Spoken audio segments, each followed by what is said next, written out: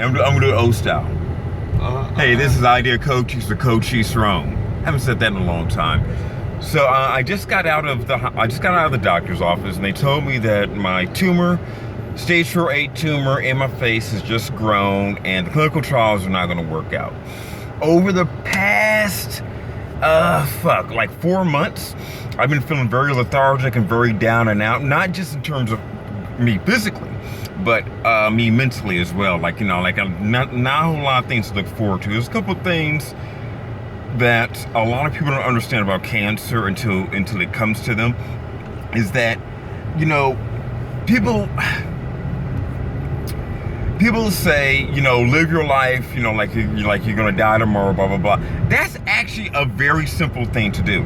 What unfortunately is the case for many people, and an increasing number of people, unfortunately, because a high school friend of mine is doing pretty bad with his cancer battle right now, and it hurts my heart, as well as I am.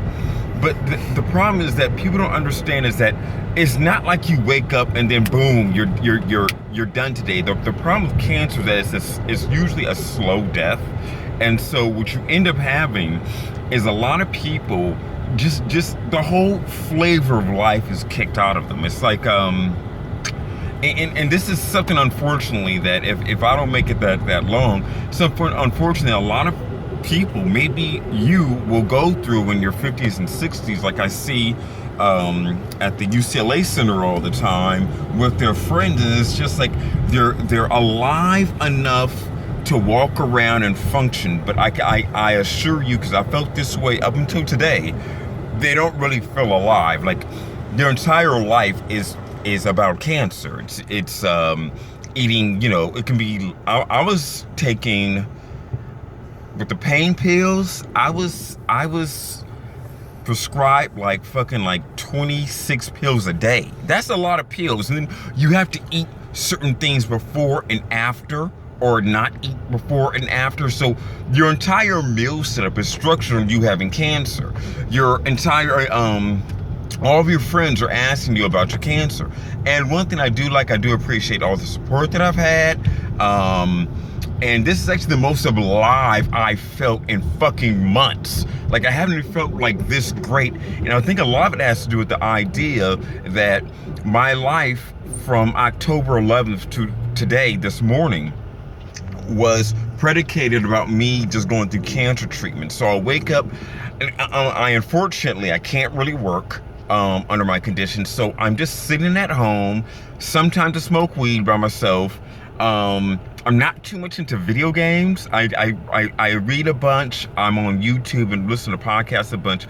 And the thing is, I'm taking all these pills, and what you end up getting this routine of, like, okay, I wake up, I take my pills, I hope for this thing to work out. There we go. I watch my YouTube, and then I go back to bed and I fucking repeat the process. Now, with my tumor is growing, and they have just told me that I'm off these pills, which could be a bad thing or not. Don't worry. I've got a couple of aces up my sleeve. I actually feel free from it. Like, I actually feel like alive again, and I haven't felt that way in a while. So, just give everyone a heads up. I'm doing very well emotionally. I'm doing very well psychologically. Could things be better? Of course. But I've got great friends. I got a great friend driving me back home right now. I had another great friend take me to the place. So I've got a lot of good people around me, and I just want to let you guys know that don't think of death as this quick process. Think of it as being very slow and very moraine, and that's what makes cancer patients so depressed all the time. So I just hope that with the increased number of people that I know with having cancer and getting diagnosed with cancer, I just hope you guys live your life in such a way where you're not all sad and out of life in your late 50s than what you need to be, because 50 years old sounds pretty old, but the average people are like living to like 75 and stuff like that. So it's 25 years on average that you might live with this condition that is not debilitating. It's always mildly debilitating, and that's like the worst. So I'll give you guys an update. I got a couple of things up my sleeve, and as those things progress throughout the week, I'll let you guys know. I love you guys. Take care.